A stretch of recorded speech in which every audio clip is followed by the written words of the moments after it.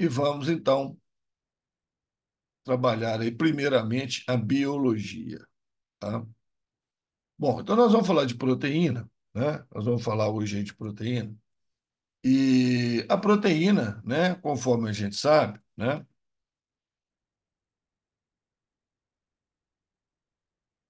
proteína é formada de aminoácidos, né? Então aqui do lado está a fórmula geral, né, de um aminoácido, uma representação química e estrutural de um aminoácido, né? Na natureza existem 20 tipos de aminoácidos que participam da estrutura das proteínas, tá? 20 tipos de aminoácidos que participam da estrutura de proteínas. Então você vê que todo aminoácido tem um carbono central, né? Tem um grupo NH2, que é um grupo amina, tem um grupo C dupla OH, que é o grupo ácido, daí o nome aminoácido, né? Tem um átomo de hidrogênio e tem um radical, tá? Tem um radical. Esse radical é um pedaço de molécula orgânica, tá? Orgânico ou não, tá? Pode ser o hidrogênio, o próprio H pode ser um radical, tá? Aquele grupo CH3, né? Radical metil, muito conhecido, pode ser um radical também. Então, existem 20 radicais diferentes e vão dar origem, então, aos 20 tipos de aminoácidos, né? Então, essa é a ideia, certo? Então, considerando a figura acima, sinal de afirmação verdadeira, tá? Ah, gente, muito cuidado, porque como a gente vai trabalhar com questão de vestibular, algumas questões vão pedir a verdadeira, né? Correta, e outras vão pedir a falsa, a incorreta, tá? Lembrando a vocês que no Enem sempre se pede a correta, né? O Enem só trabalha com correta. Mas eu acho importante a gente trabalhar com questões que perguntam a incorreta também, né? Por causa dos outros vestibulares que vocês vão fazer, né? Senão você fica bitolado, tá? Você acha que sempre vai pedir na correta e acaba errando questão por causa disso. Então, considerando figura, sinal é verdadeiro. Observa-se a presença de um carbono central, chamado também de carbono alfa, beleza? É isso mesmo, tá? Carbono central que chama carbono alfa, responsável pela diferenciação entre os 20 aminoácidos. Não, não. Não é o carbono central que faz a diferença entre os 20 aminoácidos, tá? Quem determina a diferença entre os 20 tipos de aminoácidos é o radical, tá? Então, radicais diferentes, aminoácidos diferentes. O resto ali em cima é tudo igual, não muda não. O quarto ligante, então aqui, ó, um ligante é o grupo amina, um ligante é o hidrogênio, um ligante é o grupo ácido. O quarto ligante é um radical, chamado genericamente de R, ou cadeia lateral R, mesma coisa, de forma constante ou inalterada nos 20 aminoácidos. Não, é ele que muda, tá? Nos 20 aminoácidos, tá? Então, igual eu falei com vocês, o radical R pode ser o hidrogênio, o radical R pode ser o CH3, tá? E vai por aí afora. Não vou ficar colocando os 20 aqui, porque tem uns que são muito complexos, não vale a pena, tá? Quando o radical R é o hidrogênio, aí você tem um aminoácido chamado glicina. Quando o radical R é o metil, aí você tem um aminoácido chamado alanina, tá? Então, glicina é o nome do aminoácido cujo radical é o hidrogênio. Alanina é o nome do aminoácido cujo radical é o CH3. Então, o radical não é constante, não. O radical vai mudando, tá? Um grupamento carboxila, um grupamento amina. Carboxila é o ácido, né? C dupla OH é o ácido carboxílico. Um grupamento carboxílico, um grupamento amina, um grupo R e um átomo de hidrogênio. estão ligados ao átomo central. Beleza, certinho, certo, certinho. Vamos ver a outra para conferir, né? Além desses 20 tipos de aminoácidos principais, há alguns aminoácidos especiais que só aparecem em alguns tipos de proteína e não possuem o grupo amina. Não, isso não existe, tá? Todo aminoácido tem que ter o grupo amina. Por isso que ele chama aminoácido, tá? Agora, realmente, tá? Realmente, além desses 20 aminoácidos principais, tá? Existem outros que podem aparecer em proteínas, mas que são aminoácidos modificados, tá? São esses aminoácidos aí modificados, esses 20 aí modificados. Realmente existe. Mas todo aminoácido tem que ter o grupo amino, o grupo ácido, o hidrogênio radical. Belezinha? Então, isso aí para começar, né? Estrutura aí do aminoácido, forma proteína, tá? Relacione adequadamente, falando aí, dúvida, vai colocando aí do lado, tá? Relacione, aqui é a questão da fazer, né? Fazer de Vespasiano, né? Relacione adequadamente as proteínas presentes no organismo humano com suas respectivas localizações e funções, tá? Então, você tem ali o colágeno, proteína encontrada no nosso corpo em uma quantidade gigantesca, né? É a principal proteína que existe no nosso organismo. Mioglobina, atenção, hein? Mioglobina é diferente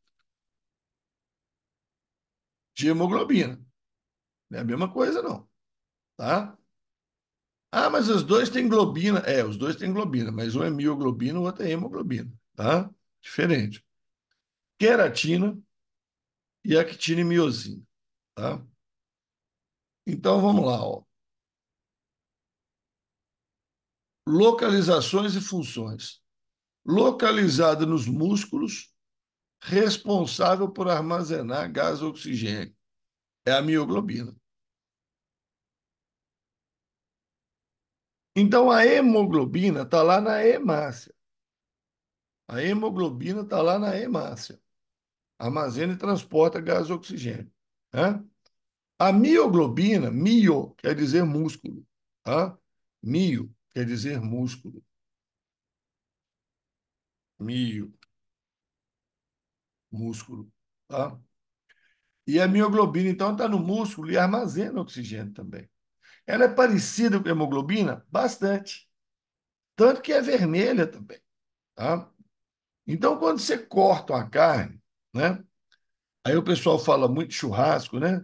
Aí você corta aquela carne no churrasco e sai aquele sangue. Na verdade, aquilo não é sangue, tá? Aquilo não é sangue. O sangue já coagulou há muito tempo. O animal já morreu há muito tempo, o sangue já coagulou há muito tempo. Aquele líquido vermelho que sai do músculo da carne, quando você corta a carne lá no churrasco, é a mioglobina, tá? É a mioglobina, proteína que armazena oxigênio, que vai ser utilizado pelo músculo, né? Durante a atividade muscular, né? Durante a contração muscular, tá? Presente na epiderme e nos anexos, quer dizer, na pele, né? Epiderme, camada mais externa da pele. Anexos, unha, cabelo, pelo, né? Responsável pela proteção contra a desidratação. Queratina. Queratina. Então, a camada de queratina na nossa pele nos protege não só da agressão, né, do ambiente, como também de perda de água, né? Diminui nossa perda de água, protege contra a desidratação. Presente nos músculos também, permite a realização de sua contração e distensão. Aí é o parzinho actina e miosina, né? Actina e miosina são as principais proteínas relacionadas à contração do músculo, né? Relacionadas à contração do músculo. A actina e a miosina formam o sarcômero, né? Que é a estrutura contrátil presente na maioria dos músculos, né? Alguns não. mas presente na maioria dos músculos. Actina e miosina, tá? Relacionado então com a contração. Bom, então sobrou aí, né? Quem está presente na derme, camada mais interna da pele, nos tendões, nos ossos, na córnea, né? Propicia resistência à tração mecânica, né? Então forma as fibras resistentes, né? Quando elas são tracionadas, né? Elas não arrebentam. Então é a fibra colágena, tá? Fibra colágena. Então a sequência 2, 3, 4, 1, letra B. Tranquilo, tranquilo, tá? Por eliminação dava, né, gente? Por eliminação você fazia muita coisa aí, né? Se você soubesse uns dois aí desses aí, você já se garantia mais ou menos, né? Se você soubesse dois deles aí, você já estava mais ou menos garantido, tá? Esse tipo de questão costuma ser uma questão muito fácil, tá? Essas questões de associação assim costumam ser classificadas como questões fáceis, tá? E é isso que eu estou falando.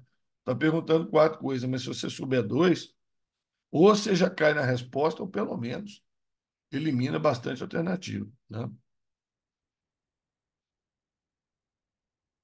Apesar da carne bovina ser frequente na dieta humana, né? Carne do boi, carne do porco, carne do frango, a proteína bovina, ou do porco, ou do frango, né? Não é encontrada em nosso corpo. Tá? Quer dizer, você come carne de boi, mas a proteína que você tem é sua. Você não tem proteína de boi na sua estrutura. Você não tem proteína de frango, você não tem proteína de porco. Tá? Então, apesar de você comer a carne bovina, carne, né? Carne é rica em proteínas, né? A carne é rica em proteínas. A proteína sua é sua, não é do porco, nem do boi, nem do frango, tá? Então, isso ocorre por quê? Porque o ser humano não possui enzimas para digerir as proteínas da carne bovina. Mentira, tem sim, né? A gente digere sim as proteínas da carne bovina, a gente tem enzimas sim.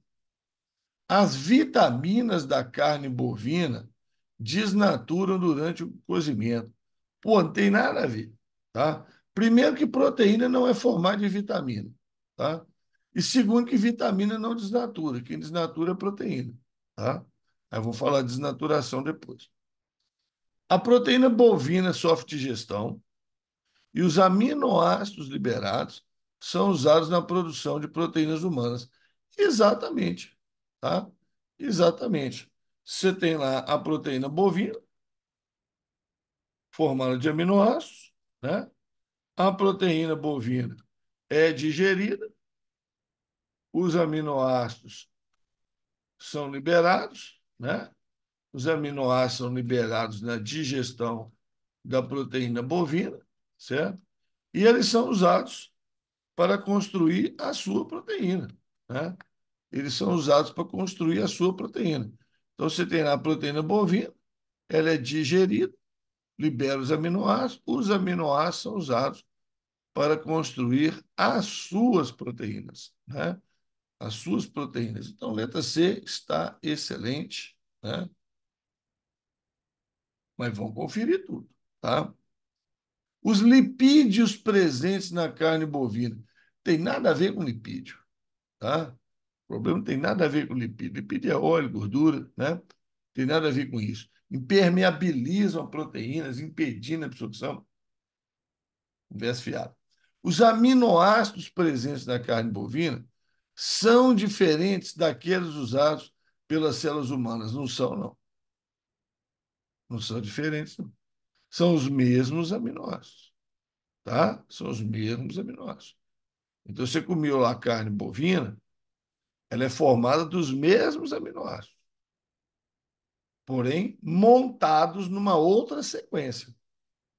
Montados numa outra sequência. Aquele negócio, se você já brincou com Lego, né? Se você já brincou com Lego, você está comendo um aviãozinho de Lego, tá? Aí vai ser desmontado e dentro de você vai montar um carrinho. Quer dizer, essas mesmas peças, né?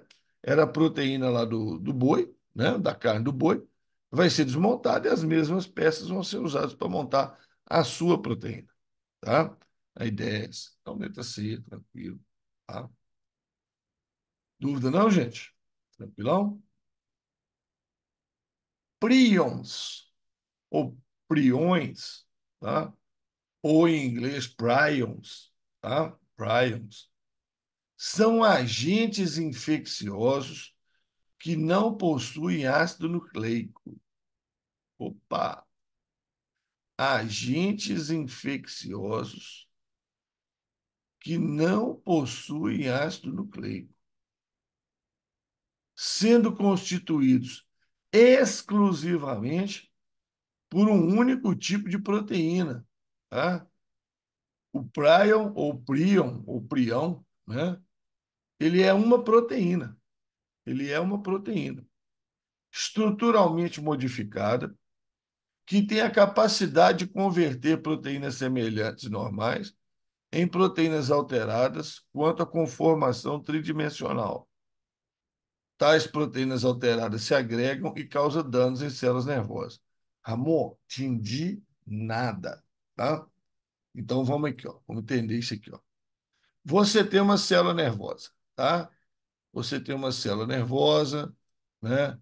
Aí a célula nervosa, você sabe, ela tem lá os prolongamentos dela, né? Ela tem lá os prolongamentos dela, tal, né? Aí tem o núcleo, né? Bonitinho lá, a célula nervosa, tá? Aí tem os dendritos, né? Que negócio lá, dendrito, axônio, né? Que é a coisa lá. Tá aí a célula nervosa, tá? Na superfície dessa célula nervosa, na membrana dessa célula nervosa, tá? Tem uma proteína, tá? Na membrana dessa célula nervosa, tem uma proteína normal, tá? Normal para o funcionamento dessa célula, tá? Normal para o funcionamento dessa célula. Essa proteína, tá roxinha aqui, ó, é chamada prion. Normal, tá? Normal, certo? Acontece que existe essa proteína prion modificada, tá? Existe essa proteína prion modificada. E essa proteína prion modificada, ela pode entrar na sua alimentação. Essa proteína prion modificada, tá? Então, olha aqui, lá na membrana, eu tenho uma proteína prion normal e aqui eu tenho uma proteína prion modificada. A estrutura dela, estrutura tridimensional dela é diferente, tá? Bom, aí, o que acontece? Essa proteína prion modificada encosta na proteína prion normal. E aí, na hora que a proteína prion modificada encosta na proteína prion normal, a proteína prion normal vira uma proteína prion modificada. Ela muda de forma. Ela muda de forma, tá? Então, quando o prion modificado encosta no prion normal, o prion normal muda de forma. O problema é que quando ele muda de forma, ele vai danificar a membrana da célula nervosa. E a célula nervosa vai morrer, tá? A célula nervosa vai morrer. E isso vai sair matando células nervosas para lá e para cá, tá certo? Matando células nervosas para lá e para cá. E isso vai provocar uma degeneração, tá? No cérebro do organismo, tá? Então, a mais famosa doença que tem essa característica é a encefalopatia espongiforme bovina, conhecida como mal da vaca louca, tá? Conhecida como mal da vaca louca. Encefalopatia, doença do sistema nervoso. Espongiforme, em forma de esponja, porque mata o neurônio aqui, mata o outro lá, mata o outro lá, vai ficando uns buracos no tecido nervoso, como se fosse uma esponja. Então, encefalopatia espongiforme bovino. E aí o animal fica com problema, né, de funcionamento do sistema nervoso. E aí perde coordenação motora, cai no chão, faz aquela bagunça danada. Então o pessoal chama de mal da vaca louca, tá? Pode afetar o humano? Pode, tá? Pode afetar o humano também, certo? Então existe uma doença humana semelhante a essa, tá? Causada pelo prion, certo? Então o prion, gente, é uma proteína, não é um ser vivo, certo? Não é um ser vivo. Ele é apenas uma proteína, não é nem um vírus, tá? Não é nem um vírus, ele é apenas uma proteína. Que aí ele entra na alimentação, cai na corrente sanguínea, abate lá num prion normal, modifica ele, provocando morte celular, tá? Então, uma forma como os prions podem ser transmitidos à população humana e causar doenças neuronais graves é através de alimentos contaminados. E os mais comuns são alimentos de origem animal. São alimentos de origem animal. Por quê? Porque o prion é uma proteína de neurônio. O prion é uma proteína de neurônio, tá? Então, carnes, por exemplo, né? Carnes têm células nervosas, né, na carne, né, nervos, né, passando ali na carne. Então tem prion, tá? Tem prion. Se você comer então cérebro de, de ovelha, tá? Cérebro de ovelha, então você tem um risco, né, de ingerir prions modificados e eles danificarem os seus prions, tá? Então, seria um alimento ali de origem animal. Então, óleo não é proteína e normalmente não é de origem animal, né? Fruta, massa é trigo, né? É farinha de trigo, certo? Então, aí não tem nada a ver. Prion já apareceu em questão do Enem, tá? Prion já apareceu em questão do Enem. Prion, gente, pra vocês terem uma ideia, tá? Ele foi descoberto no início da década de 1980. Então tem 40 anos aí que o Prion foi descoberto. Eu lembro muito bem, porque foi no ano que eu entrei para a faculdade. Né? O pessoal começou a falar de Prion, certo? E até hoje aí, pouquíssima gente conhece. Né? Pouquíssima gente sabe que realmente é um Prion. Né? É uma proteína de membrana de neurônio modificada. Belezinha? Deu para entender aí o que é Prion? Deu para entender? Aí temos uma perguntinha aqui. É, Normalmente, as questões que falam sobre proteína relacionada aos alimentos já pode marcar alternativa de carne ou alimentos de origem animal, ou isso depende da proteína? Calminha, vamos chegar lá, tá? Vamos chegar lá. Ótima pergunta, vamos chegar lá, tá? Um aluno está com baixo rendimento nas aulas de educação física devido ao seu sobrepeso. O instrutor recomendou uma dieta rica em carboidratos complexos. O que são carboidratos complexos? São carboidratos maiores, como o amido, por exemplo, tá? O amido é um carboidrato complexo, tá? Amido, carboidrato complexo. Já uma glicose, que seria o mel, por exemplo, já é um carboidrato simples, tá? Então, qual é o problema? O carboidrato simples, ele é absorvido muito rápido, tá?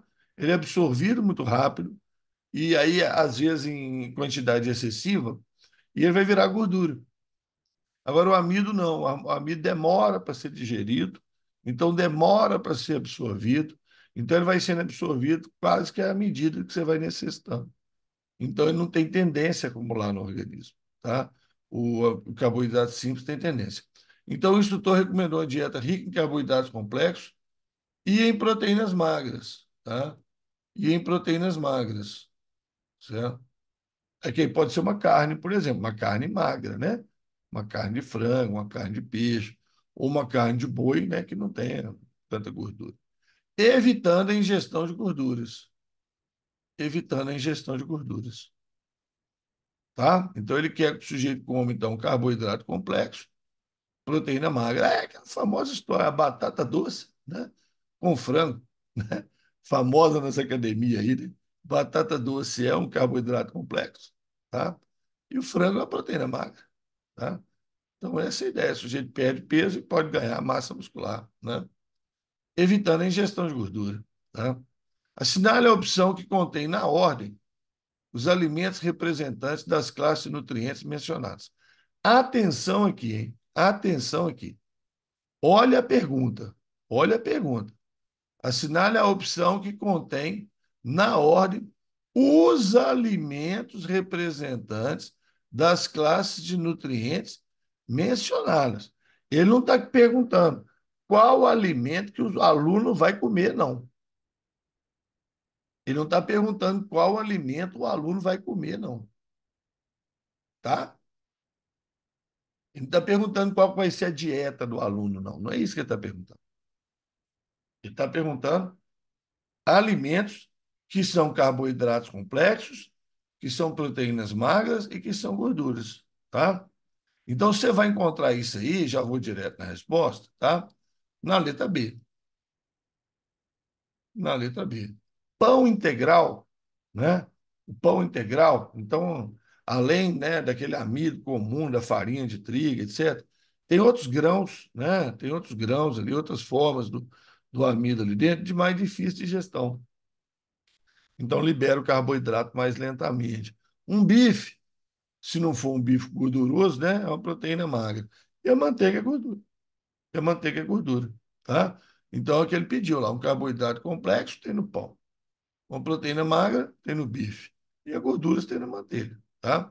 Agora, leite integral, por exemplo. Leite integral tem proteína, tá? Predomina a proteína. Achocolatado, aí já é carboidrato, né? Ovo frito, principalmente proteína e um pouco de gordura, tá vendo?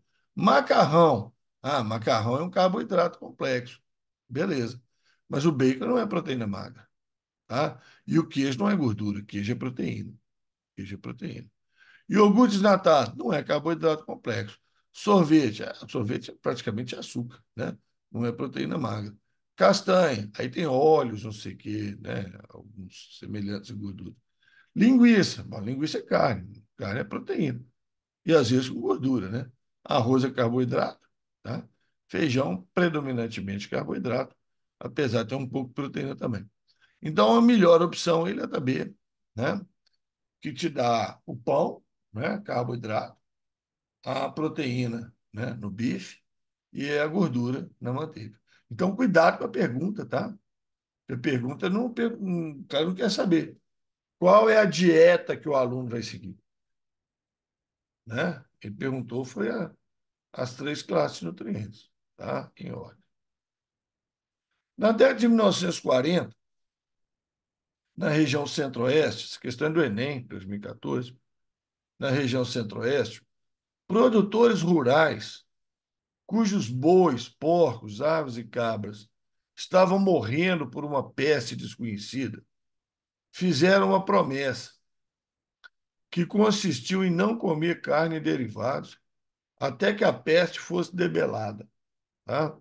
Então, eles estavam perdendo os animais, né? Boi, porco, ave, cabra, por causa de uma peste.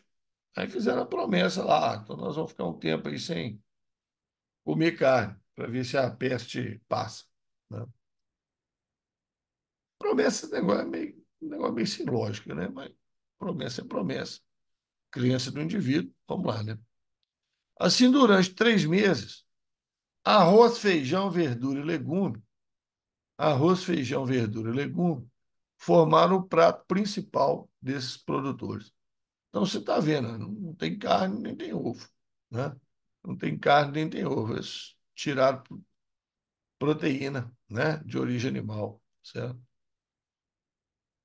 Para suprir o déficit nutricional, porque isso vai dar um déficit nutricional, né? Vai dar um déficit nutricional. Você está comendo menos carne, ovo, leite, tá? Então, você está comendo menos proteína, tá? Você está comendo menos proteína. Então, isso vai dar um déficit nutricional. Para suprir o déficit nutricional que os produtores rurais se submeteram durante o período da promessa, foi importante eles terem consumido alimentos ricos em, tá? Então, o déficit nutricional deles é de proteína, é de proteína. Então, eles tinham que ingerir uma proteína de outra fonte, que não fosse animal, tá? Ah, Ramon, não tem proteína nas alternativas. Não tem, mas tem aminoácido. Mas tem aminoácido, certo?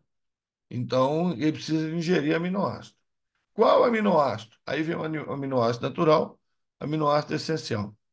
Aminoácido essencial, tá? O que é um aminoácido essencial, certo?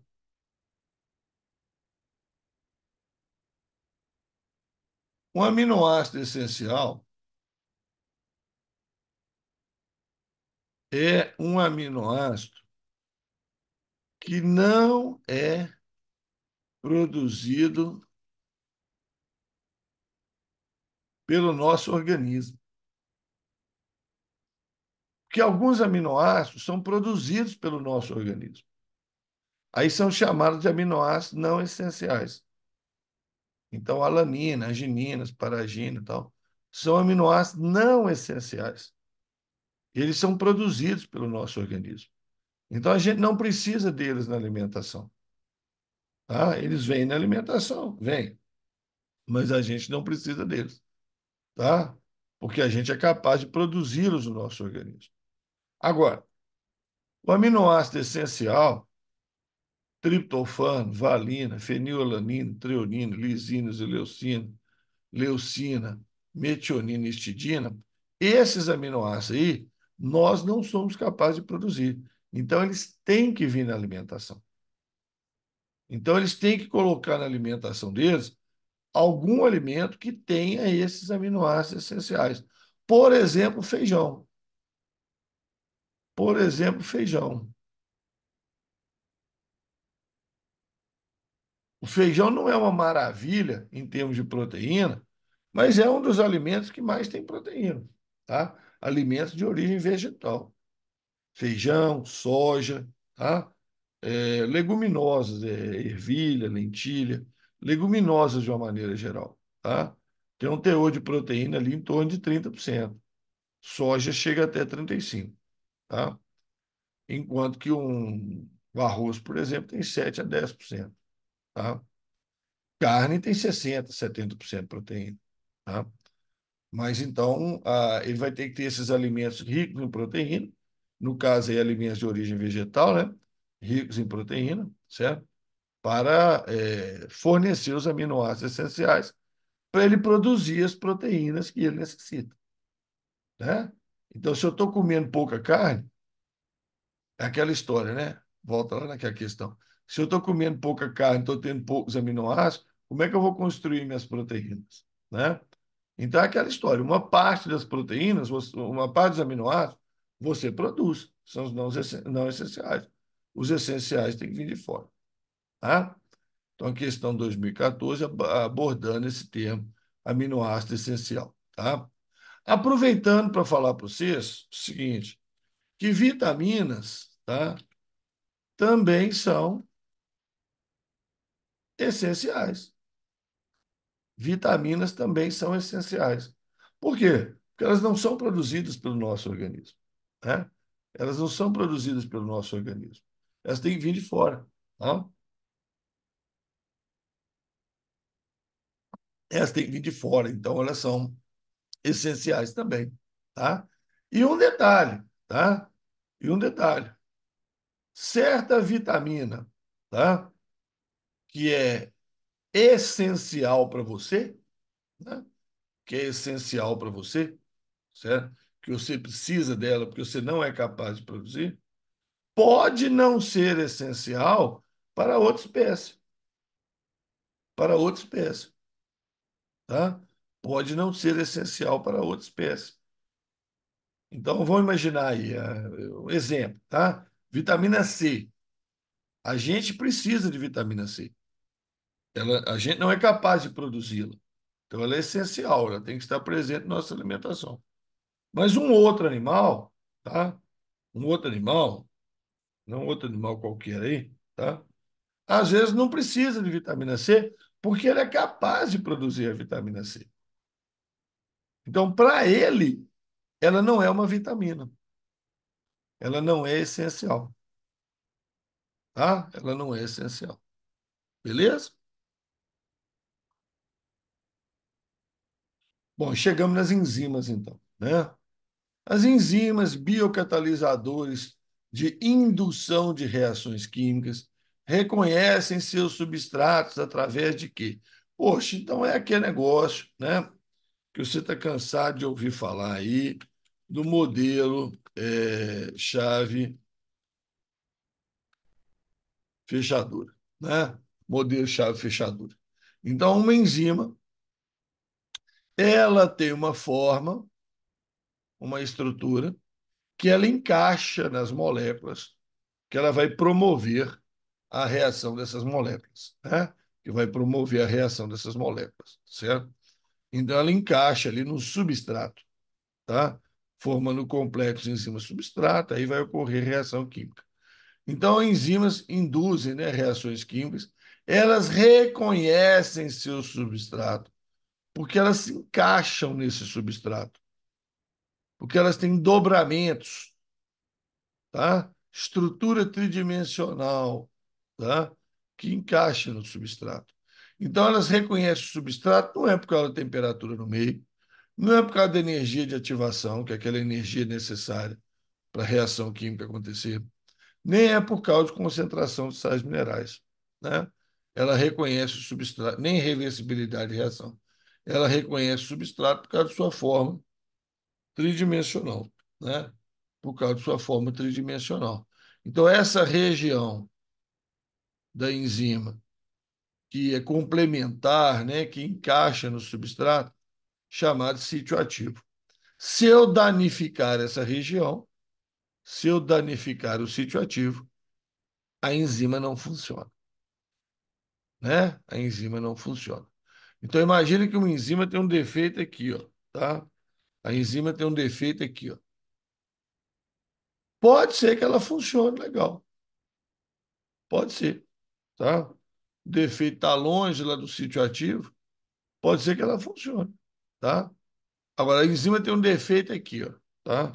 A enzima tem um defeito ali, então pode ser que ela não funcione. É bem provável que ela não funcione, que ela não consiga encaixar no substrato, tá?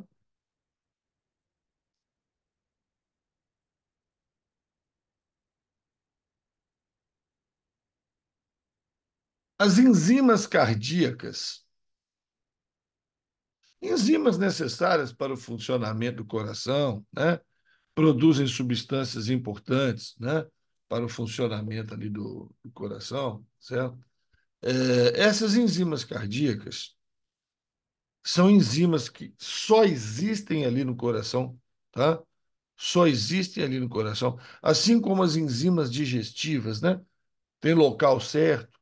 Então você tem lá a amilase salivar, né? É uma enzima digestiva da saliva.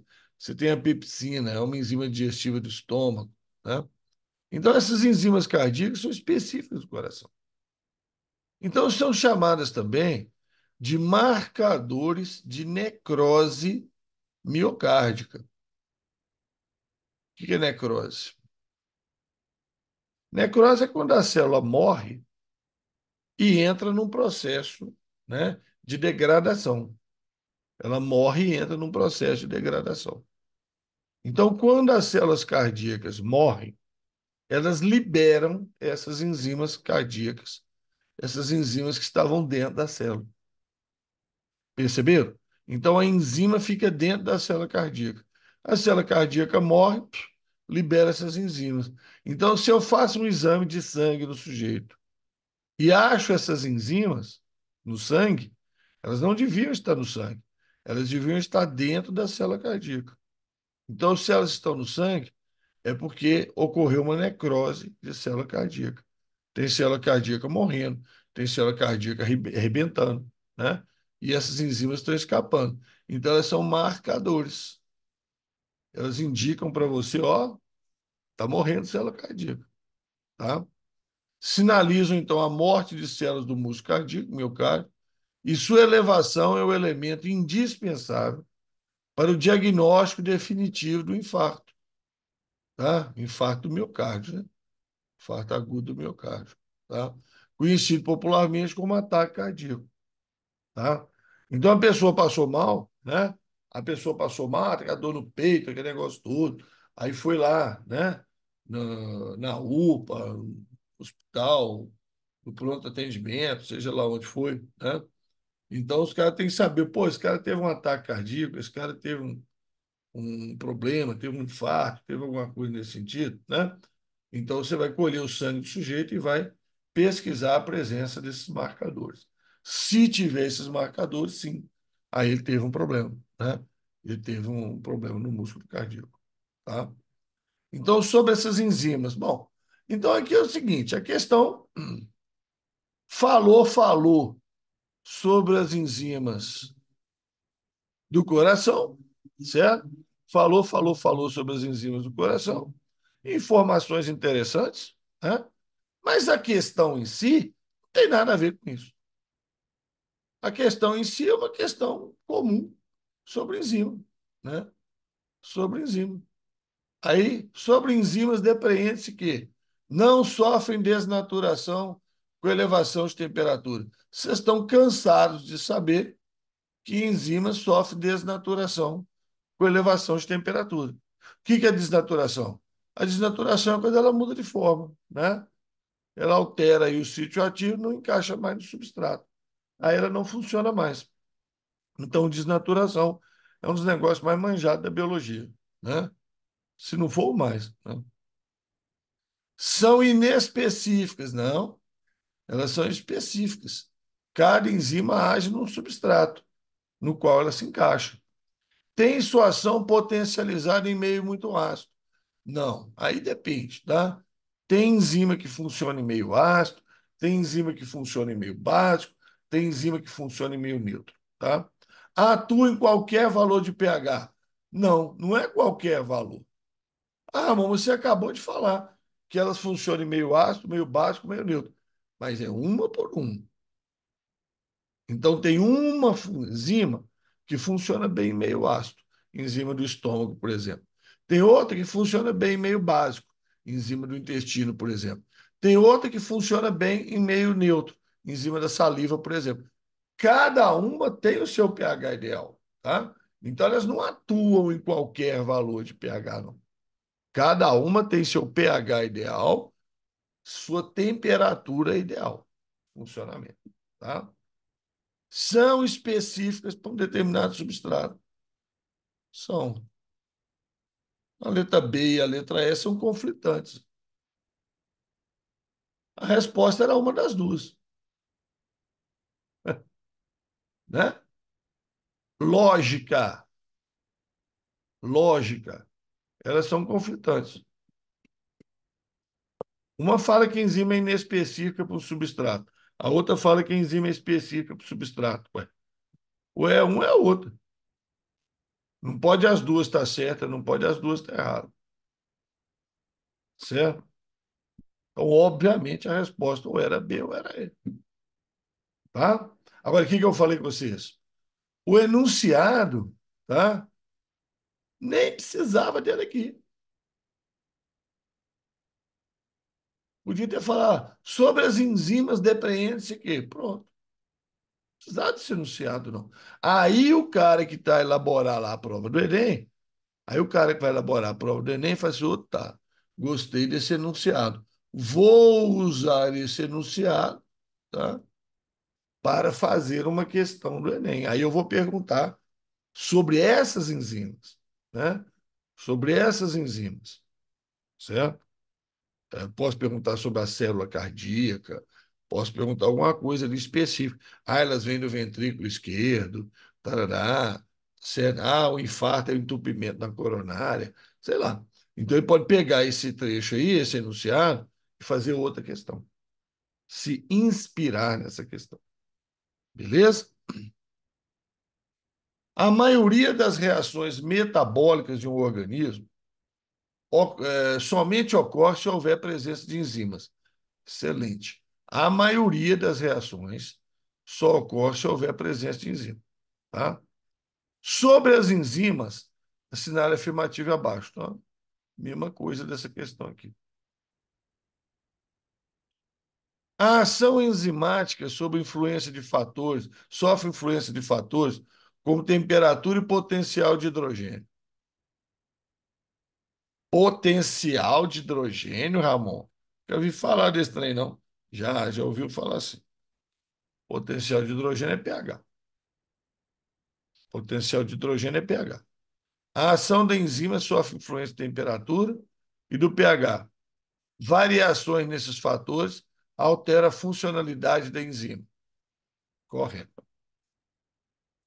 São formadas por aminoácidos. Ah, não são, não. Quem é formado por aminoácido é proteína. Gente, enzima é proteína, né? Enzima é proteína. Então, são formadas de aminoácidos. E algumas delas podem conter também componentes não proteicos adicionais, como carboidratos, lipídios, metais ou fosfatos. Correto. Toda proteína, na verdade. Tá? Proteína é formada de aminoácidos. Tá? Proteína é formada de aminoácidos. Certo? Se a proteína for simples, ela só tem aminoácido. Tá? Só aminoácido. Agora, existe a proteína conjugada. Tá? O que tem na proteína conjugada? Aminoácido e outras substâncias. Aí pode ser essas que ele falou aí, carboidrato, né? Aí você fala lá glicoproteína, lipídio, lipoproteína, tá? Metal, metaloproteína, fosfato, fosfoproteína. Ramon, mas metal? Pode ter metal numa proteína? Pode, gente. O que você está assustado? Hemoglobina, átomo central de ferro. Hemoglobina é proteína. Tem ferro na estrutura dela. Tá? Então não assusta, não. Normal. Tá? É que às vezes você não lembrou do exemplo, né? Que é manjado. Se eu perguntasse para você, qual metal tem na hemoglobina? Ah, ferro, todo mundo ia lembrar. Certo? Apresentam alteração em sua estrutura após a reação que catalisam. Não, não apresenta alteração coisa nenhuma, não. Tá? A enzima catalisa uma reação, não se modifica. Não se modifica. Está pronta para ser usada, pode ser usada um monte de vezes. Isso aqui é falso. Tá? Ou melhor, vamos pôr um E, né? De errado. Então, apresenta alteração após a reação catalisa, uma vez que perde aminoácido durante o processo. Não existe isso, não. Tá? A ligação da enzima com seu respectivo substrato tem elevada especificidade. Beleza. Assim, alterações na forma tridimensional da enzima podem torná-la afuncional. Não, né? Sem função. Sem função. Porque impede o encaixe de seu centro ativo ou sítio ativo, mesma coisa, sítio ativo com o substrato, né? Então, aqui ele está descrevendo o quê? Ele está descrevendo o quê? A desnaturação, né? Alterações na forma tridimensional da enzima, por calor, pH excessivo, etc. Então, está correto, então isso aqui está correto, né? Está correto o que se diz na 1, na 2 e na 4, né? Letra A. Letra A. 1, 2 e 4. Certo? Aí você vê que interessante, né? Bastava você saber que a 3 estava errada, bastava você saber que a 3 estava errada, que você eliminava todos, que a única que não tem a 3 é a letra A, né? Bastava saber da 3, né? Bastava saber a 3. Que enzima, ela não estraga, né? Depois da reação, ela pode ser usada várias vezes, né? Bastava saber isso. Parte agora falando de anticorpo, vacina e tarará, tá? Um homem foi picado por uma jararaca e procurou auxílio médico em um hospital, certo? Para inibir o efeito das toxinas contidas no veneno da serpente, o médico indicou para esse homem o quê? Né? Então, gente, isso é a coisa mais manjada do mundo, né? É a questão da vacina e do soro terapêutico, né? É a questão da vacina e do soro terapêutico, tá? Então, o sujeito vai receber vacina como prevenção, né? Prevenção. A vacina contém antígenos, né? Antígenos, tá? Estimula a produção de anticorpos, tá? Então, isso que é vacina, é prevenção. Mas o cara já foi picado pela jararaca. Então, vai ter que receber o que? O soro terapêutico, porque o soro é tratamento. Ele contém anticorpos, que geralmente foram produzidos por outro ser vivo. Na maioria das vezes é um cavalo, né, que produz anticorpo para soro antiofídico, né? Então contém anticorpos, tá? Combate diretamente o antígeno, que no caso é a toxina, né? Então isso é manjadíssimo, gente, tá? Então indicou para esse homem soro terapêutico. Vacina não tem nada a ver com isso. Antibiótico. Antibiótico é para quê? Antibiótico é para combater bactéria. Não tem nada a ver com isso. Tá? É... Antirretroviral. Tá? Para combater retrovírus, como, por exemplo, o vírus da AIDS, que é um retrovírus. Tá? Antihelmíntico é para combater vermes. Eumintos são vermes. Tá? O soro, é manjadíssimo, né? Manjadíssimo. E o vestibular é muito concorrido.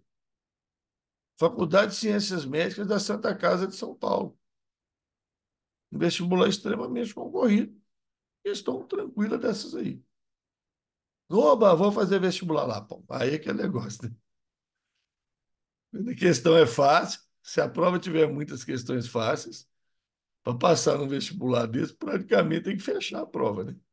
Praticamente tem que fechar a prova, tá? Não se esqueça disso, tá? A prova é fácil para todo mundo. Tá?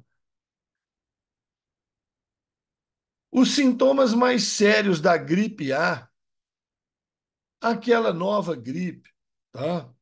Que provocou a pandemia de 2009, tá? Que se originou no México, desceu aqui pelas Américas, depois foi para Europa, África. Nova gripe, gripe A, certo? Os sintomas mais sérios da gripe A, causados então pelo vírus H1N1, foram apresentados por pessoas mais idosas e por gestantes. O motivo aparente é a menor imunidade desses grupos contra o vírus. Para aumentar a imunidade populacional relativa ao vírus da gripe A, o governo brasileiro distribuiu vacinas para os grupos mais suscetíveis. Então, teve a vacinação contra o H1N1, certo?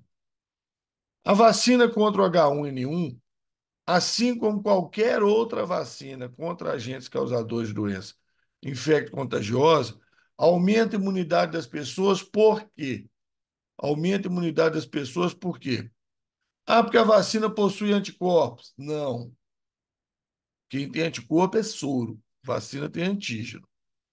Ah, porque elas possuem proteínas que eliminam o agente causador da doença. Não. Ela tem antígenos, fragmentos, né? Às vezes até o agente causador inteiro, né? Morto ou fragmentado, né? Que vai estimular então a produção de anticorpos. Estimula a produção de glóbulos vermelhos. Pô, glóbulo vermelho não tem nada a ver com isso. Glóbulo vermelho é hemácia, não tem nada a ver com isso. Possui linfócitos, não sou.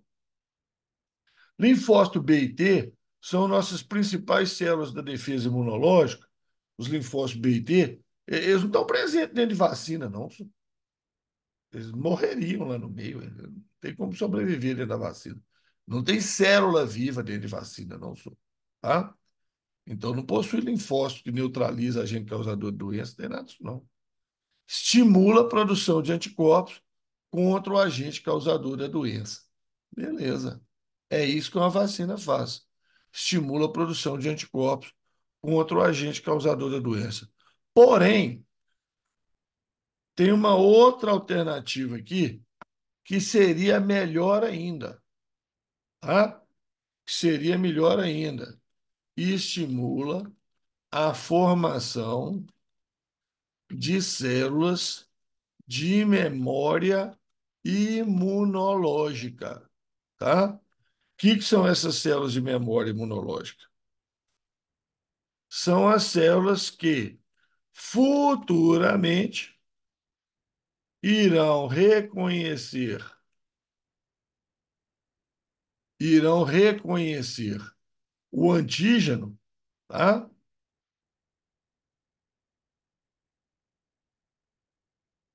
Irão reconhecer o antígeno quando ele invadir o organismo, tá? Para provocar doença. Então, gente, é aquela história, tá? De que você recebe a vacina tem um antígeno, pedaço dele, né? Lembra da vacina da Covid? Tinha lá o spin do vírus, né? Aquela espícula do vírus e tal.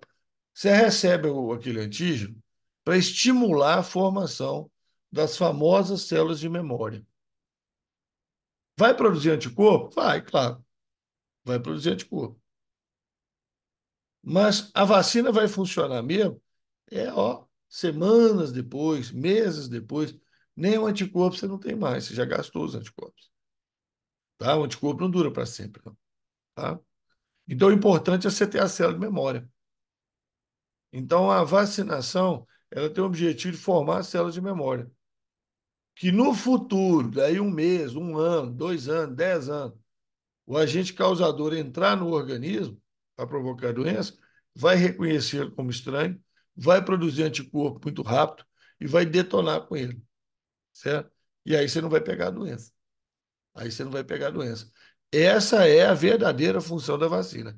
Se tivesse a letra E e a letra F, se tivesse as duas aí, eu marcaria a F, tá?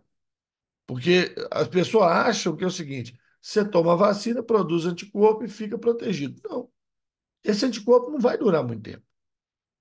Ele dura aí um mês, dois. Se você pegar a doença dentro de um mês ou dois, eles vão ajudar a combater a doença. Mas o importante não é esse anticorpo.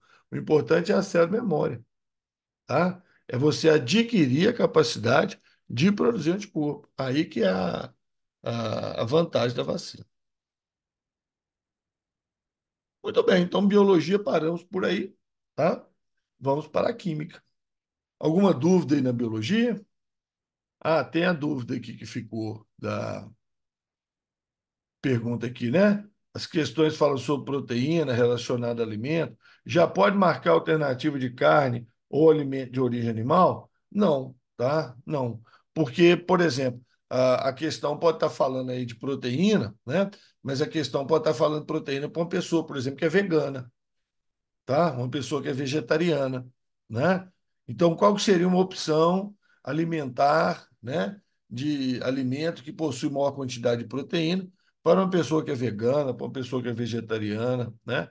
Ou uma pessoa que por motivos religiosos, né, não come carne, certo? Ou está numa promessa lá, igual que o pessoal lá estava numa promessa lá, né? E aí não come carne, tá? Aí seriam as leguminosas, principalmente, né? Feijão, soja principalmente, tá? Não é o óleo de soja, não, tá? É o grão de soja, né? Soja, feijão, ervilha, lentilha, tá? Esses aí são ricos em proteína. Belezinha? Certinho? Agora, dentro dos alimentos de origem animal, é carne mesmo. Né? Bom, tranquilo, gente? Biologia? Tranquilo? Podemos ir para frente? Podemos ir? Vamos lá?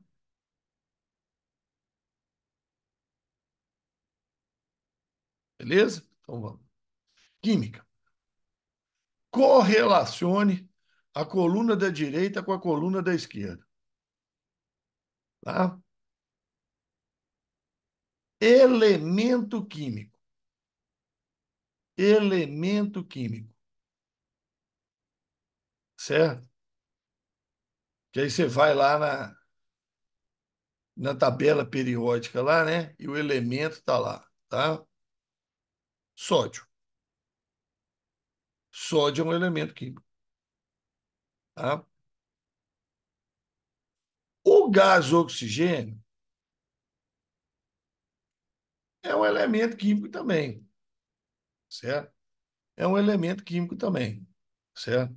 Só que pelo jeitão da questão, eu estou achando que ele não está querendo como resposta no gás oxigênio elemento químico, tá?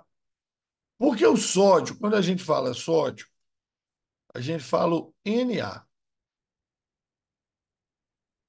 A gente fala o Na. Quando a gente fala oxigênio, gás oxigênio, a gente não está falando O, que é o carinha que está na tabela periódica. A gente está falando O2. E O2 é uma substância simples, uma substância formada de um único tipo de elemento químico. Uma substância formada de um único tipo de elemento químico. Tá? O sódio também é uma substância simples. Ela é formada de um tipo de elemento químico. Mas pelo jeitão aqui, ó, tá? Eu imagino que é isso que eles estão querendo. Agora, água, né? Água. Água é uma substância composta. Água é uma substância composta. Ela não é elemento, ela não é substância simples, ela não é mistura. Ela é uma substância. É que eu não tenho dúvida. A água é uma substância composta, tá? Formada de dois elementos, composto. Composto. Dois elementos. Então, de cara, ó, eu já eliminei A, B e C. Essa aqui vai ser 2, a próxima vai ser 3, a próxima vai ser 4. Né? Então, vinagre ali, ó. Vinagre é mistura, 4. Né? Por eliminação, percebeu? Vinagre é mistura, 4. Tá? Porque o vinagre contém o quê? Né? O que que você tem lá no vinagre? Você tem o ácido acético, tá? O ácido acético, é o ácido etanóico e água, né? E água. Ele não é ácido puro, tá? Ele tem um ácido acético e água. Então ele é uma mistura, tá? Sódio. Sódio é um elemento. Um. Ah, então já matamos a resposta aí na letra D, tá? Para conferir, né? Água do mar é uma mistura. Tem água, tem sais minerais, tem um monte de coisa. E uma liga de cobre também é uma mistura, né? Tem cobre e um outro metal, né? É uma liga de cobre. Se fosse um parafuso de cobre, aí era um elemento, né? Era uma substância simples, tá? Mas uma liga de cobre é uma mistura, tá? Tem mais coisa junto, certo? Ô, Ramon, eu tenho uma dúvida que eu fico assim, por que que a água não é uma mistura? A água não é H2O? Por que que ela não é uma mistura? Porque a proporção de hidrogênio e oxigênio não pode mudar. Não pode mudar. Água é sempre H2O. Então, ela é uma substância composta. Agora, quando você fala em misturas, a proporção pode mudar. Eu posso ter um vinagre com mais água, ou eu posso ter um vinagre com mais ácido. Eu posso ter uma água do mar com mais sal ou com menos sal. Eu posso ter uma liga de cobre e estanho, por exemplo, que tem mais cobre e outra que tem menos cobre. Então, nas misturas, as proporções podem mudar, tá certo? Nas substâncias compostas, não. A proporção é só uma, né? Então, se eu chego para você e falar, ó, A glicose, C6, H12, O6. Aí isso é uma substância composta. Sua proporção não pode mudar. Isso aqui não é uma mistura, tá? Isso aqui não é uma mistura, tá? Isso é uma substância composta. Proporção não pode mudar. Nas substâncias simples também, a proporção não pode mudar, tá? Então, se eu falo que você é O2, é oxigênio. Proporção não pode mudar, não. Aí, se mudar para O3, aí é outra coisa, aí é ozônio. Aí é ozônio, tá? Então, nas substâncias simples e compostas, as proporções não podem mudar, não. Agora, nas misturas, pode, tá? Nas misturas, pode, certo? Então, ficou letra D de dado, né? Isso aqui é meio chatinho, tá? Eu aconselho, tá? Porque cai muito, tá? Em vestibulares, de uma maneira geral, cai muito. No Enem até que cai pouco isso aí. Essa parte aí no Enem cai pouco, mas outras coisas aqui cai muito no Enem. Eu aconselho assim, sabe? De mês em mês você faz umas 3 questões dessas aí, para você lembrar, tá certo? É bom, tá certo? Manter a memória em dia, vale a pena. Foi realizada uma festa de formatura do terceiro ano do ensino médio numa escola de Uberaba, a faculdade de Uberaba, né? Então está falando de Uberaba. Dois formandos estavam muito entusiasmados com a festa, que aconteceu em um dia quente de primavera. Ah, beleza. Percebendo os fenômenos químicos e físicos que ocorriam ao seu redor, afirmaram: pô, esses caras terminou o ano, tá formando e eles estão doidos ainda estudando os fenômenos físicos e químicos. Isso aí é bom. O gelo que está nos copos após. Bom, peraí. O gelo, blá, blá, blá. Assinale a alternativa. Pulei cá para baixo, eu quero saber o que eu vou fazer com isso aqui, tá? Assinale a alternativa contém as afirmações em que há presença de fenômeno químico. Ah, ele quer fenômeno químico, tá? Então, o gelo que está nos copos, após a ingestão dos sucos, está derretendo com muita facilidade. Isso é fenômeno químico? Não, errado. Isso não é fenômeno químico, não. Isso é físico. Isso é mudança de estado. O gelo está derretendo, mudança de estado. A carne do churrasco está no ponto. Isso é fenômeno químico? É, é. A carne do churrasco está no ponto. Quando você botou a carne no fogo, você vai fazer reações químicas acontecerem. Tanto que a carne, lá no meio da carne, vão se formar novas substâncias, que vão dar nova cor, novo cheiro, novo sabor, tá? Então, se você morde carne crua, é uma coisa. Se você morde a carne assada lá no churrasco, são outras substâncias, tá? Que existem ali no meio. Ah, mas tudo é novidade? Não, algumas coisas são iguais que tinha antes, tá? Mas formam-se novas substâncias. Tanto que muda a cor, muda o cheiro, muda o sabor, que é uma das características de reações químicas, né? Pode acontecer em reações químicas. Então, o cozimento da carne, tá? É uma reação química, certo? O amadurecimento de um fruto é uma reação química. Muda cor, muda cheiro, muda sabor. Por quê? Porque formaram novas substâncias, tá? Para acender o fogo na churrasqueira, foi usado um pouco de etanol em gel, facilitando assim o processo. Por reação química, correto, né? Combustão, tá? Toca fogo no álcool e aí pega fogo no carvão, né?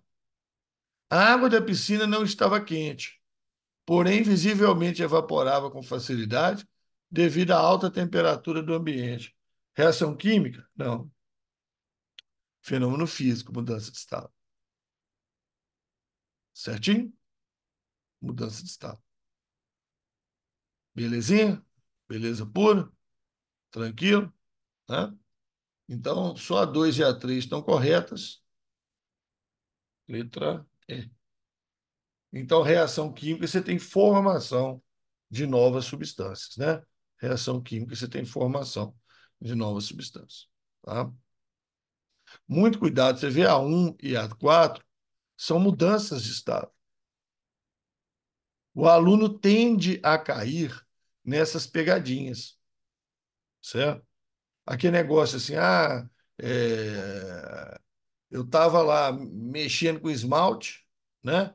E acetona, né? Estava tirando lá a acetona, o esmalte do dedo com acetona. Esqueci o vidro de acetona aberto. A acetona evaporou todinha. Ah, isso é químico, né? Acetona é produto químico. Não, isso é físico. Isso é mudança de estado. A acetona virou vapor, foi embora, tá? Então, muito cuidado para não cair nessas pegadinhas aí, viu? Considera-se um sistema homogêneo ou heterogêneo qualquer porção do universo que seja submetida a uma observação, sendo que a mesma pode ser uma substância pura ou uma mistura. Tá? Falou nada. Precisava nem dizer aqui em cima. São exemplos de sistemas homogêneos e heterogêneos, respectivamente. Tá? Respectivamente. Água potável, água de beber, tá? Água potável. É um sistema homogêneo? É. Você olha a olho nu, você olha no microscópio. É uma fase só. Água com álcool é um sistema heterogêneo? Não. Água com álcool também é homogêneo. Também é homogêneo. Se você misturar água com álcool, tá? Você não sabe ali onde é que está a água, onde é que está o álcool. Sistema homogêneo, uma fase só. Água com gelo homogêneo? Não. Água com gelo é heterogêneo. Apesar de ser uma substância pura, porque só tem água, né? Água com gelo é uma substância pura, só tem água. Mas é heterogêneo. Eu vejo duas fases. Água barrenta, heterogêneo. Porque se você olhar no microscópio, e esse conceito vai até o microscópio, você vai ver os grãozinhos de areia lá no meio da água. Você vai enxergar a areia e a água, tá? Então, a água barrenta Então, tá certo, né? Heterogênea tá certo. Heterogêneo. Água destilada com gelo. Heterogêneo. Não interessa se a água é destilada ou não. Botou água de gelo lá dentro. Eu vejo a parte líquida, eu vejo a parte sólida, né? Eu vejo as duas. É heterogêneo, não pode ser homogêneo. Água potável com sal. Aí depende, né? Se for pouco sal, é homogêneo, tá? Se for pouco sal, é homogêneo. Aí depende. Vou marcar aqui assim, ó. Que depende da quantidade de sal, né? Se você botar pouco sal, é homogêneo. Se botar muito sal, é heterogêneo. Mas já estava errado, né? Homogêneo. Água destilada, homogêneo. Água com óleo de soja, heterogêneo. Beleza. Água destilada, gente, é água pura, tá? Água destilada é água pura, tá? Água com óleo de soja, aí você tem duas fases, né? Heterogêneo. Água do mar filtrada, tá? Água do mar filtrada, homogêneo. Passou pelo filtro, é homogêneo. Se você filtrou, passou pelo filtro, aquilo que passa, um filtro bom, né? Aquilo que passa pelo filtro é homogêneo. Agora, óleo de soja com azeite. Óleo de soja com azeite. É homogêneo também. O óleo de soja não dissolve na água. O azeite não dissolve na água. Mas um dissolve no outro. Se os dois não dissolvem na água, o óleo de soja não dissolve na água, e o azeite não dissolve na água, e a gasolina não dissolve na água, se você misturar os três aí, eles dissolvem no outro. Vira mistura homogênea, tá? Vira mistura homogênea. Inclusive, no supermercado eles até vendem azeite misturado com óleo de soja. Azeite está muito caro, né? Tem gente que gosta de cozinhar com azeite, né? Fazer fritura, esses negócios todos. Então tem um azeite mais baratinho lá que é misturado com óleo de soja. Nunca experimentei, não. Não sei se presta, não.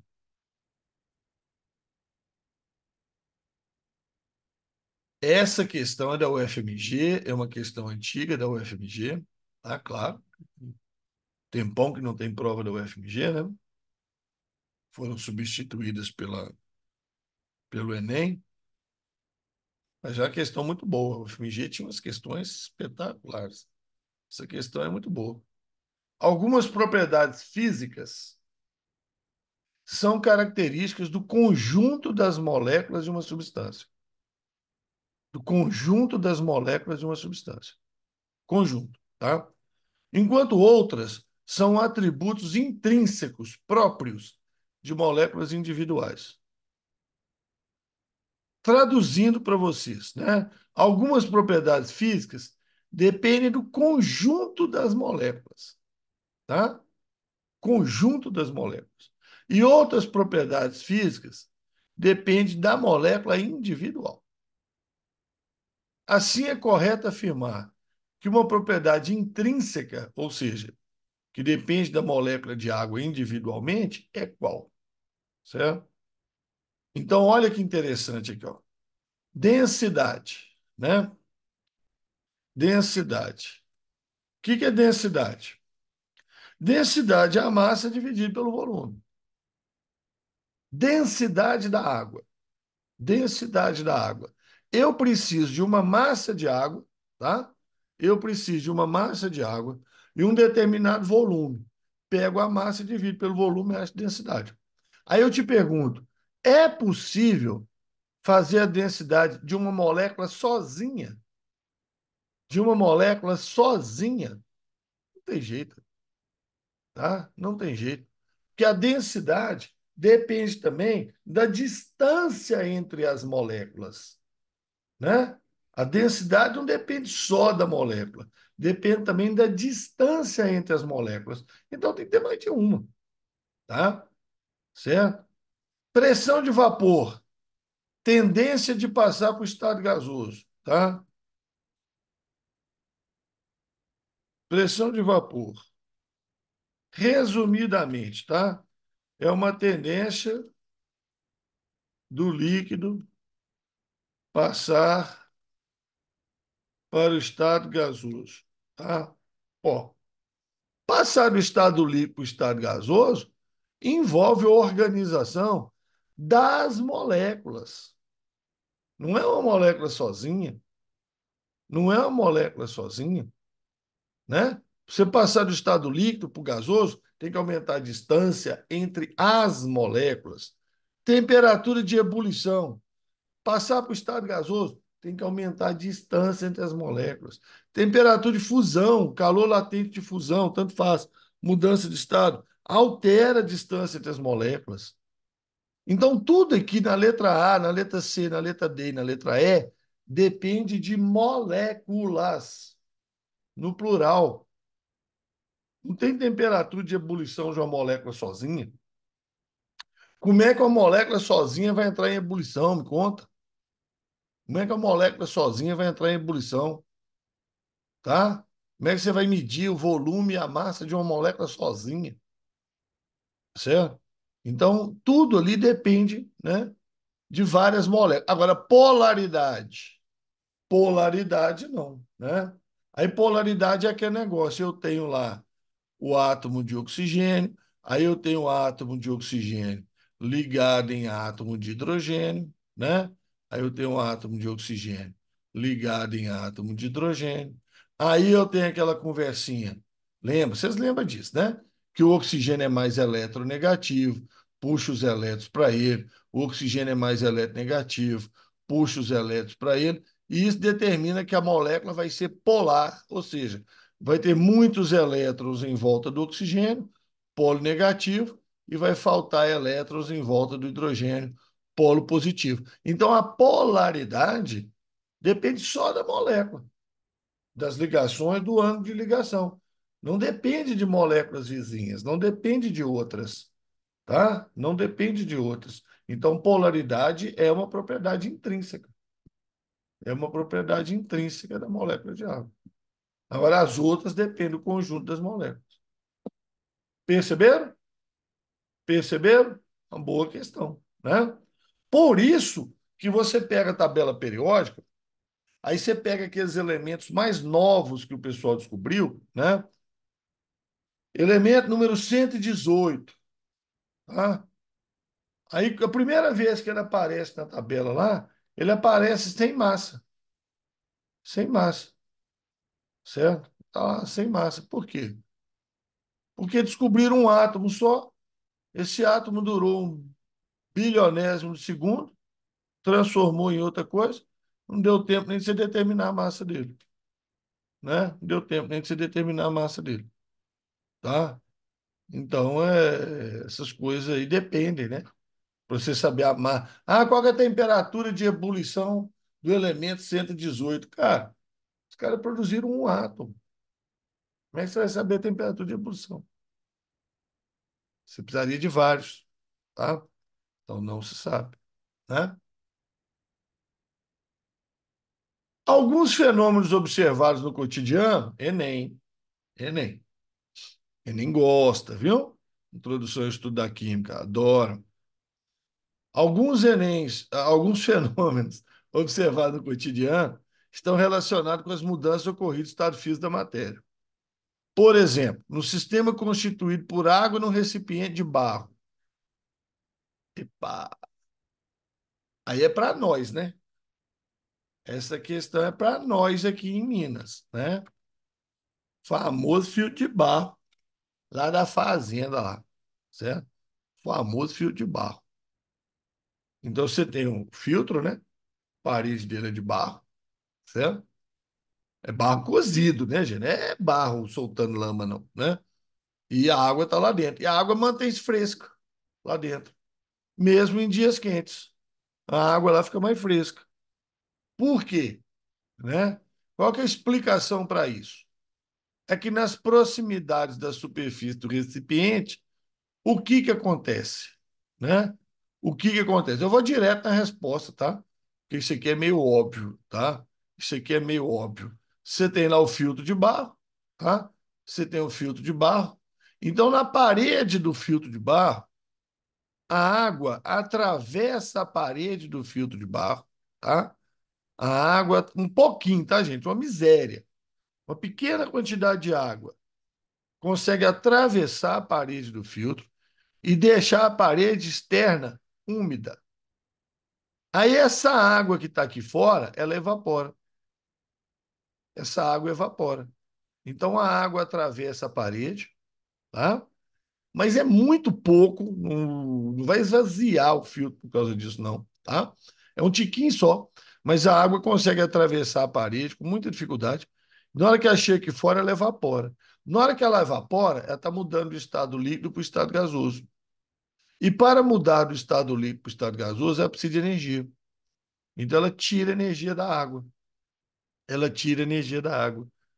Então, quando a água que está aqui em volta passa para o estado gasoso, ela tira energia da água, tira energia dessa água, então, que está aqui dentro do filtro, e a água esfria, tá? Então, a evaporação do líquido retira a energia do sistema. Retira a energia do sistema. Quem que é o sistema? O sistema é o filtro com água, né? É o recipiente com água. Então, na hora que a água evapora, passa para o ambiente, ela tira energia do sistema. O sistema é o filtro com água. E aí a água lá dentro esfria. Tá? É a mesma coisa de você jogar álcool na pele. Tá? Quando o álcool evapora, você pode até soprar para ele evaporar mais depressa, sua pele esfria. Né? É o princípio lá do jogador de futebol lá que tomou uma pancada, eles jogam éter, né? Dá um spray de éter lá na perna do sujeito, tá? O éter evapora, a perna esfria, né? E isso é bom depois da pancada, tá? Depois da pancada é bom esfriar o local para não ter lesões, certo? Então a questão assim, de dia a dia, de roça, inclusive, né? De nós aqui mesmo, nós vivemos na roça, né? Então, falando aí do filtro de barro, tá? Questãozinha simples, interessante, tal, né? Aí você não pode errar, né? Você não pode errar. O cara que mora lá em São Paulo, lá na Avenida Paulista, ele não vai nem saber o que que é isso aí que você está falando, né? Recipiente de barro com água, água fresca, como assim, né? E nós conhecemos isso aí demais, tá? Observe os dois gráficos de variação de temperatura ao longo do tempo, disponibilizados abaixo, a questão do Cefet. Tá? Gente, isso aqui é manjadíssimo, isso aqui tem caído no Enem com uma grande frequência. Tá? São gráficos de mudança de estado. Esse primeiro é uma curva de resfriamento. Então começa aqui, ó, no estado gasoso, passa para o estado líquido, passa para o estado sólido. Isso é uma curva de resfriamento, tá vendo? Vai passando o tempo, 0, 15, 10, 15, 20, 25, a temperatura está diminuindo, resfriamento. Agora, esse outro é um gráfico de aquecimento. Está aqui o sólido, passou para líquido, passou para gasoso. Aí, nesses gráficos, o que é a primeira coisa que você tem que olhar? A mudança de estado. Então, a mudança de estado de gás para líquido foi aqui, ó. E ela aconteceu sob temperatura constante, 50 graus mais ou menos. De líquido para sólido foi aqui, ó. E ela aconteceu sob temperatura constante, 10 graus mais ou menos.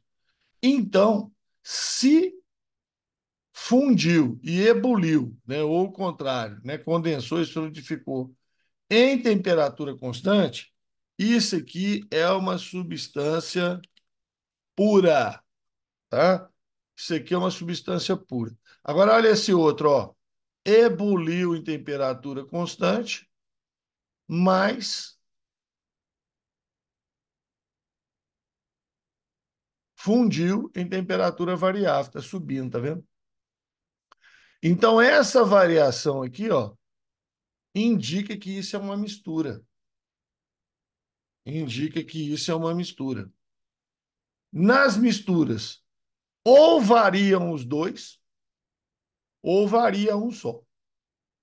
Agora, substância pura, os dois pontos de fusão, ponto de ebulição, têm que ser constantes.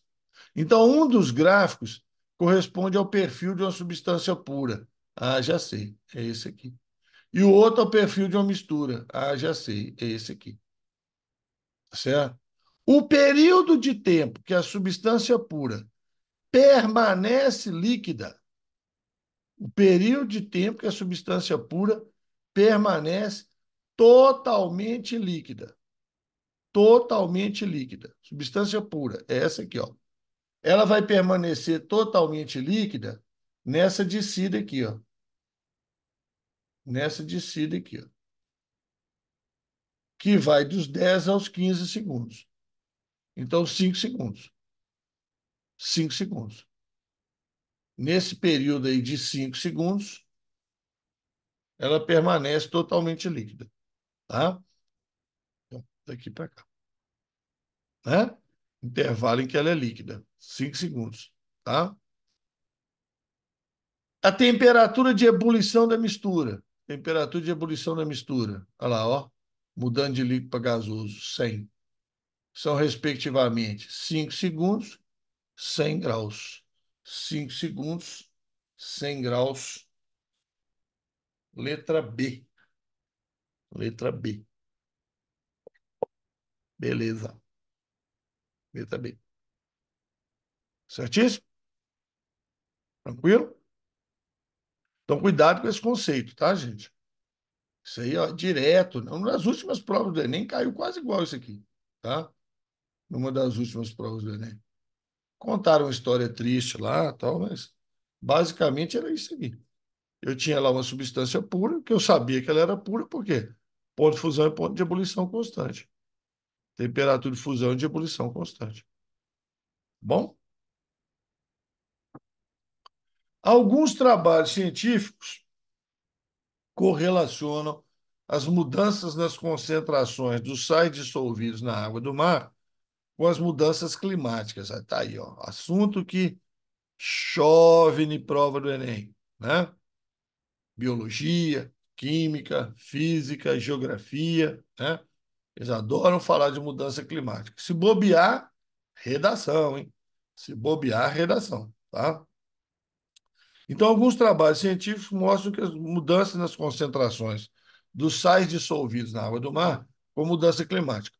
Entre os fatores que poderiam alterar a concentração de sais na água do mar, podemos citar evaporação e congelamento da água, chuva e neve, além de derretimento de geleira, tá? De acordo com o conhecimento químico, que na verdade aqui é mais físico do que químico, podemos afirmar corretamente que a concentração de sais na água do mar aumenta com o derretimento das geleiras. O que você acha? Concentração de sais na água do mar aumenta com o derretimento das geleiras. Hein? O que você acha? Geleira, tá? É água doce. Geleira é água doce, tá? Geleira, iceberg, tá? Esses negócios, tudo é água doce. Então, se a geleira derrete, ela está jogando água doce no mar. Então, a concentração de sais aumenta? A concentração de sais aumenta? Não. A concentração de sais diminui. Diminui. Porque eu estou jogando água, vai ficando menos concentrado. Diminui com o congelamento da água do mar. Aí, ao contrário, aumenta. Porque quando a água do mar congela, tá? Ela perde o sal, tá? Olha que doideira, tá? Quando a água do mar congela, ela perde o sal. Ou seja, o sal continua dentro do mar e a água que congela é doce. Por isso que as geleiras são doces, a iceberg é doce, tá? Porque quando a água do mar congela, ela perde o sal. Então, quando a água do mar congela, o sal passa para a água do mar, né? Separa a água doce em forma de gelo e o sal passa para a água do mar. Então, aumenta a concentração de sais na água do mar, tá? Diminui com congelamento, de novo está errado, aumenta. E com a evaporação de água do mar, errado também. Se evapora a água do mar, a água está saindo, o sal está ficando, aumenta a concentração de sais. Aumenta a concentração de sais. Aumenta com a evaporação, sim. Se a água do mar evapora, os sais ficam, aumenta. E o congelamento da água do mar, sim. Aumenta com a evaporação e com o congelamento da água do mar, tá? Aqui a água está indo embora, estado gasoso. Aqui a água está passando o estado líquido, mas o sal está ficando na água do mar. O sal permanece na água do mar, na parte líquida, na parte que não congelou ou na parte que não evaporou. Aí aumenta a concentração. E diminui com a chuva ou a neve. É porque a chuva e a neve não tem sais, né? Aí está jogando água pura. Aí a concentração diminui. Letra C está correta. Letra C está correta. Diminui com a evaporação da água do mar. Aumenta. E aumenta com o derretimento das geleiras. Diminui, tá? Então é assim, a questão até é mais ou menos manjada, certo? Mais ou menos manjada. Agora tinha que ter esse conhecimento, né? Tinha que ter esse conhecimento que geleira, iceberg, esse negócio todo, é água sem sal. Quando a água do mar congela, ela vai separando o sal. Tem umas imagens até interessantes que mostram a água do mar congelando, tá? Em inverno muito rigoroso, formando aquelas. Como é que eles têm um nome para aquilo? Eles têm um nome para aquilo, esqueci. Banquisa. Eles têm um nome para aquilo, formam uns tabuleiros assim de gelo, né? Em cima do mar, a água vai congelando, certo? E aí o sal vai passando para baixo, né? O sal vai saindo da água do mar e vai indo para as camadas inferiores do mar que estão líquidas ainda. E aí os peixes lá morrem tudo, né? Porque a água de uma hora para outra fica extremamente salgada, tá? Então peixes pequenos, tá? Organismos, né? Microcrustáceo, água-viva, esses trem, estrela do mar, morre tudo, tá? Porque à medida que vai formando o banco de gelo em cima, tá? O banco de gelo em cima, o sal vai escapando para a água que está embaixo, a água vai ficando extremamente salgada, tá? E aí morrem muitos organismos, tá? Aí aqueles que resistem comem, né? Comem os organismos, né? Já como temperado, já como salgado.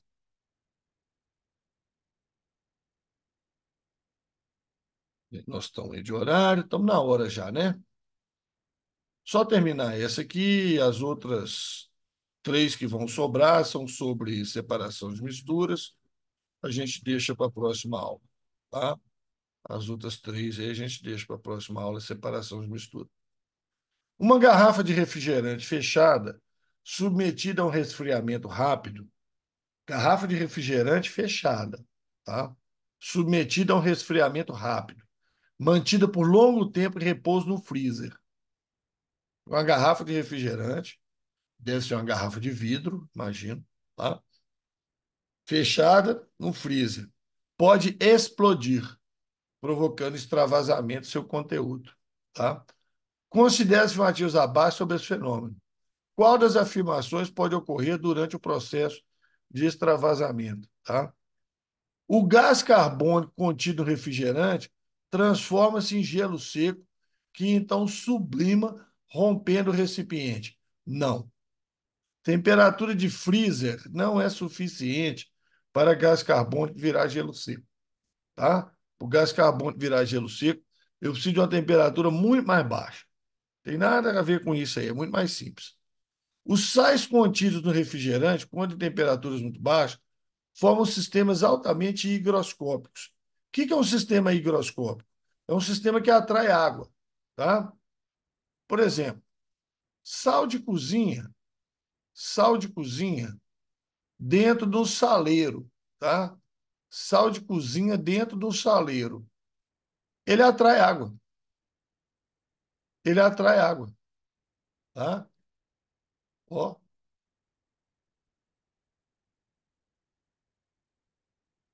sal de cozinha no saleiro, ele atrai água. Tanto que os cristais de sal vão grudando uns nos outros, vai formando as pelotas de sal. Aí entope, né? O saleiro entope. Aí o pessoal coloca o que dentro do saleiro? O que o pessoal coloca dentro do saleiro para que isso não aconteça? O que o pessoal coloca dentro do saleiro para o sal não ficar grudado no outro e não sair pelo saleiro de jeito nenhum? O que o pessoal coloca lá dentro? Hein? Você não sabe, não? Escreve aí para mim. O que o pessoal coloca lá dentro do saleiro, tá? O sal não chupar essa água, né? E aí não formar pedra lá dentro. Exatamente, já responderam para mim aqui, ó. Arroz, tá? Bota uns grãos de arroz cru, tá? Bota uns grãos de arroz cru lá dentro. Por quê que você bota arroz? Porque o arroz é que vai atrair a água. O arroz é mais higroscópico do que o sal. Então o arroz vai capturar essa água, não vai, o sal vai ficar seco. O arroz é mais higroscópico, tá? Então, os sais contidos em refrigerante, temperatura baixa, formam sistemas higroscópicos, provoca significativo aumento de volume. Tem nada a ver com isso. Só serviu isso aqui, ó, para explicar para você o que é higroscópio, tá? Então, o sal é higroscópico, o arroz é higroscópico, tá? Eles absorvem água, soda cáustica é higroscópica, ácido sulfúrico é higroscópico. Eles absorvem água do ambiente, tá? Nada a ver com isso. Por que a garrafa quebra, então?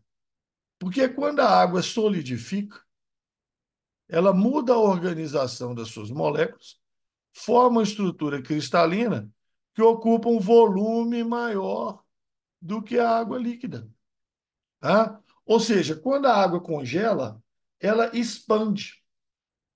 Ela forma uma estrutura cristalina, tá? Que tem um volume maior, então isso não cabe na garrafa, a garrafa quebra. Então é simples assim, tá? Expansão da água quando ela congela. E isso é uma exceção, tá, gente? A maioria das substâncias não faz isso, não. A maioria das substâncias, quando congela, não aumenta de volume, não. A água é uma exceção. Quando ela congela, ela aumenta de volume, quebrando a garrafa, certo? E causando outros problemas também, né? Então, o pessoal que mora em países muito frios, eles têm problema com água dentro de encanamento da casa. Se a água congelar dentro do encanamento da casa, quebra os canos tudo. Carro, tal do radiador do carro, né? Então tem lá o radiador. Se a água congelar dentro do radiador, quebra o radiador, certo? Porque ela expande. Então, isso é um negócio manjadão, tá? Muito bem, eu vou fechar aqui então a gravação. Na próxima aula aqui nós vamos resolver essa questão de separação de misturas, essa outra de separação de misturas e essa outra de separação de misturas, tá? E vamos passar para frente, certo? Então, deixa eu parar aqui e vou tirar dúvidas agora, tá?